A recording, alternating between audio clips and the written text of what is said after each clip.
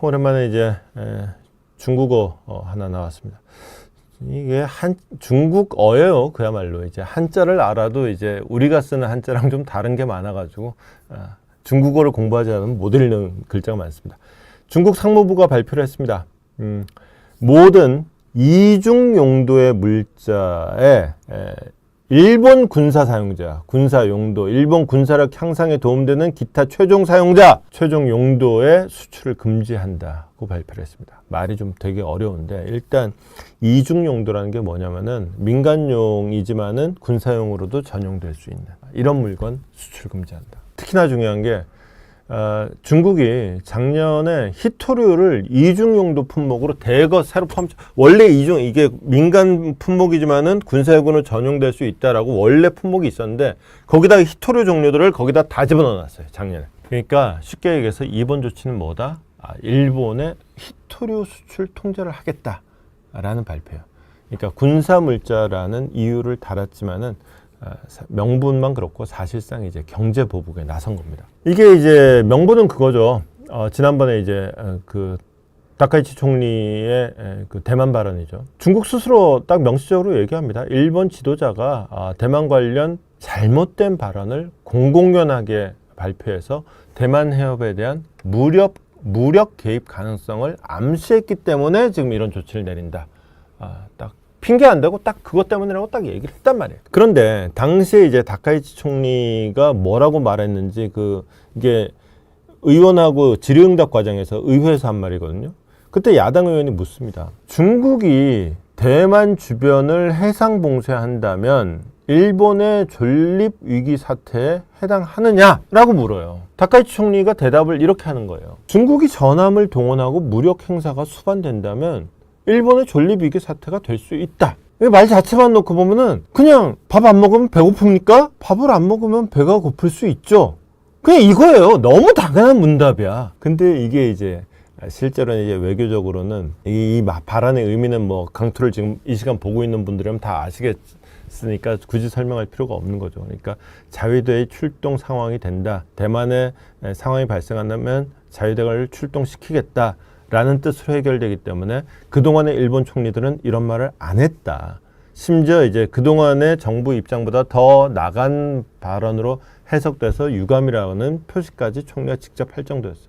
그래서 사실은 총리가 이거는 이 총리 되자마자 한 말이라 조금 좀 자신감이 과했다라는 지적은 나오고 있지만 사실 말 자체는 총리가 한 말을 총리가 그 정도로 주워 담았으면 성의 표시를 했는데 일본은 이제 중국은 그 정도의 성의 표시가 아니라 딱 악수하면서 아유 미안하게 됐어. 다음부터 조심할게. 이 정도를 원하는 게 아니라 무릎 꿇고 앉아서 싹싹 빌면서 잘못했습니다. 한 번만 봐주세요. 이거 모양새를 원하는 거죠. 자, 지금 보고 계시는 게 뭐냐면은 이게 그 말도 많고 탈도 많고 이름부터가 두 가지인 일본 사람들은 센가쿠 열도라고 하고 중국 사람들은 그 따오이따오라고 얘기하는 조어도라고 하는 그 섬들입니다. 섬이라기보다는 그냥 락이에요. 락. 암초예요. 암초. 중국이 일본의 히토류 수출 통제를 하는 게 이번이 처음이 아니에요. 바로 이 센카쿠 열도 또는 조어도에서 2010년도에 그 분쟁이 발생했습니다. 여기 이제 일본이 지금 실효적 지배를 하고 있는 곳이거든요. 여기 이제 중국 어선이 들어온 거예요. 그럴 때면은 너 왜 일본 땅 들어왔어? 그러면서 일본 해상보안청이 이 어선을 납포하고 선장을 구금해 버린 거예요. 그랬더니만은 야 우리 국민을 네가 뭐 간디? 거기 어차피 우리 땅인데 걔가 뭘 잘못했다고 네가 우리 국민을 가두고 난리야? 그러면서 딱 반응을 보인 게 바로 히토류 수출 통제였어요. 중국이 이제 히토류 수출을 딱 막아서니까 당연히 일본에서는 히토류 가격이 급등을 하죠. 불과 2010년도에 이제 몇 달 만에 막 6배, 7배, 10배, 막 히토류 종류에 따라서 차이가 많이 납니다. 얘가 이제 제일 중요하고 제일 대체 안 되는 거예요. 어쨌거나 히토류가 구해지지 않으니까 이제 자동차니 뭐 전자니 반도체니 배터리니 모조리 생산 차질이에요. 납기 지연이고 첨단 산업이 거의 멈춰질 위기를 겪었어요. 일본이 그래갖고 이제 뜨거라 해가지고는 이거 중국산 히토류만 사갖고는 큰일 나겠다 싶어가지고 이제 호주나 이제 베트남으로 이제 나름 히토류 공급선을 다변화를 했어요. 그런데 그래봤자 중국 의존율을 한 90% 되던 거를 한 60% 선으로 낮춘 거예요. 아니 90%는 이건 뭐 절대 의존이고 이거를 60으로 나눴다. 이것도 절반 이상 의존이잖아요. 이것도 이건데 사실은 더 큰 문제는 이거는 원 광물로서의 히토류고 그냥 광물 자체는 그냥 흙더미예요. 이걸 말 그대로 쓸 수 있는 히토류 광물로 만드는 걸 이거를 정제를 해야 되거든. 결국은 이걸 뭐 예컨대 호주니 베트남이니 사봤자 결국은 중국 가가지고 정제해서 갖고 와야 되거든. 결국은 중국에서 또 걸리네. 문제가 생긴 거죠. 그러다 보니까 일본이 어떻게 했느냐면은 원래는 한 2개월치를 히토류를 쌓아놓고 있었어요. 근데 이걸 한 반년치로 늘려놓은 거예요. 근데 이번에는 중국도 이 모든 상황을 아니까 수출 통제 범위 자체를 쫙 넓혔습니다. 그 수출 통제 범위를 넓힌 것 중에 뭐 통제 범위라는 게 뭐 이것도 안 되고 저것도 안 되고가 아니라 최종 사용자라는 기준을 거기다 집어넣은 거예요. 그러니까 단지 소재 단계뿐만 아니라 부품, 장비, 소프트웨어까지 쫙 다 들어가는 거예요. 그나마 지금 6개월 정도 비축분이 있기 때문에 2010년 같은 경우에는 거의 반응이 즉각적으로 나왔어요. 즉각적으로 일본 산업의 이제 마비 위기, 질식 위기가 나왔는데 이번엔 그래도 몇 달 내지는 반년까지는 버틴다고 봐요. 근데 만약에 수출 통제가 지금 이 중일 간의 긴장 상황이 그 6개월보다 더 길어진다. 그러면 이제 진짜 굉장히 힘든 상황이 벌어지는 거죠. 다만 한 가지 우리 입장에서도 짚고 넘어가야 되는 게 이거예요. 중국이 이 발표를 하필이면 한국 대통령이 중국을 방문하고 있는 동안에 했다는 거예요. 벌써 이제 이 발표 이전에 한중 정상회담을 할 때부터 시진핑이 하는 말이 예사롭지가 않았어요. 중국과 한국은 일본 제국주의에 맞서 함께 싸웠던 역사적 경험이 있다라고 강조를 했거든요. 그러니까 야 우리 니캉 내캉 한편 일본이 나쁜 놈 이 얘기잖아요.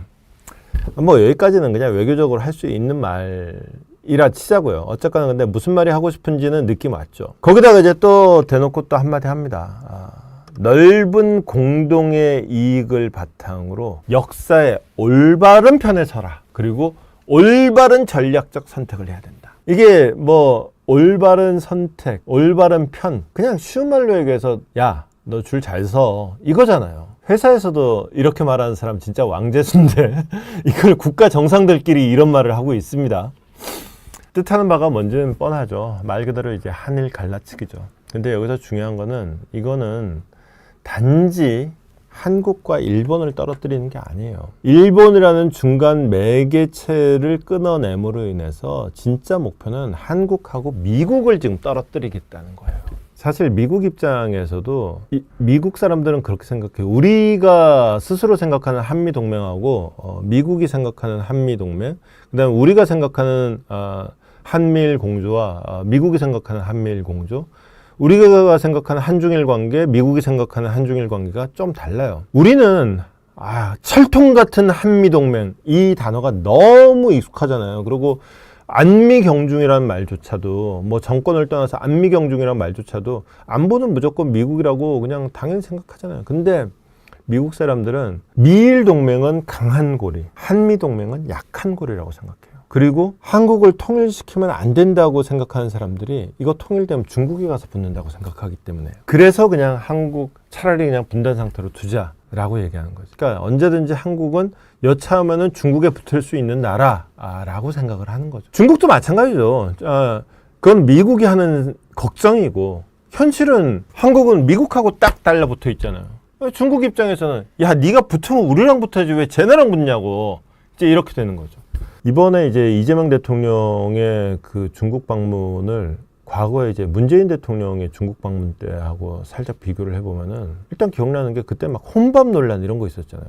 그런 거 없잖아요. 중국이 보면은 좀 신경 좀 쓴 티가 나요. 뭐 메시지도 분명하지만 보면은 이런 거 같아요. 이게 사실은 지금 미국하고 중국의 중간에 껴있는 우리도 사실은 깝깝하죠. 깝깝한데 지금 사실은 미국이 하는 모든 행동은 결국은 쿠션 어떤 거는 직격탄 결국은 중국을 보라고 하는 중국을 겨냥하고 하는 행동들이란 말이에요. 지금 크게 보면은 우리가 지금 당장 우리 중심으로 우리를 세상의 중심에 놓고 보면 아우 양쪽에서 괴롭혀가지고 힘들어 죽겠었는데 큰 판을 놓고 보면은 지금 메인 스테이지는 지금 미국과 중국의 싸움이 벌어지고 있고 거기서 지금 미국이 치고 있고 중국이 지금 가도 올리고 있는 입장이다. 지금 더 급한 게 누구냐? 아쉬운 게 누구냐? 중국이다.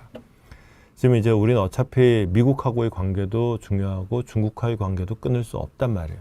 자, 이 관계를 만들어 가는 데 있어서 자, 우리가 이 큰 판에 대한 이해를 하고 있으면은 당장 미국하고 지금 우리 중심으로 생각하면 이제 힘들어 죽겠는데 아이 괴롭히면 아이 뭐 야 뭐 삥 뜯으려 그러면은 삥 뜯기죠. 얘하고만 관계만 생각하면. 근데 큰 틀로 생각하면은 이게 네가 지금 날 삥 뜯을 입장이 아닐 텐데라고 상기시켜 주면서 또 다른 관계 설정이 가능해지는 이거를 지금 잊으면 안 되겠다라는 말씀을 마지막으로 드리고 싶습니다.